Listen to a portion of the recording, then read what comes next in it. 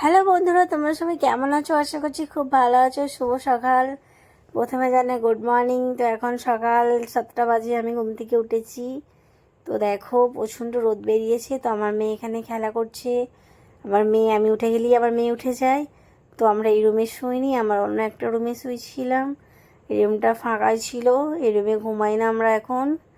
এই রুমে খুব গরম করলে তবেই থাকি, নাহলে ওই ফ্যানের রুমেই চলে যাই।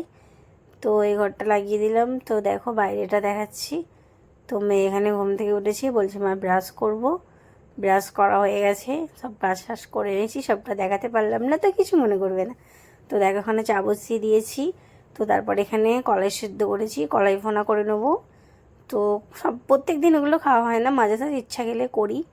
আজকে মনে হলো খাবো, তাই খেলাম। তো দেখো এখানে একটা লঙ্কা দিয়েছি, একটু পেঁয়াজ দিয়েছি, একটু কলাইটা ভোনা ভোনা করে নেবো, দিয়ে মুড়ির সাথে খাবো।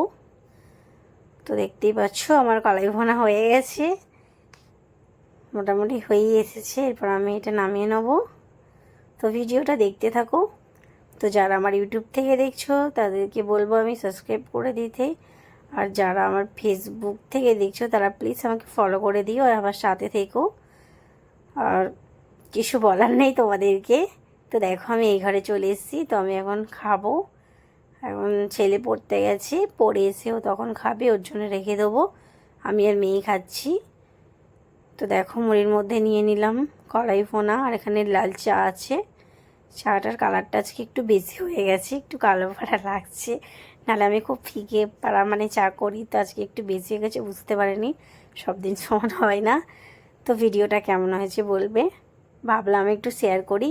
ভাবলাম সারাদিন কী করছি ওগুলো শেয়ার করবো, কিন্তু একা হাতে তো ফোন ধরা যায় না।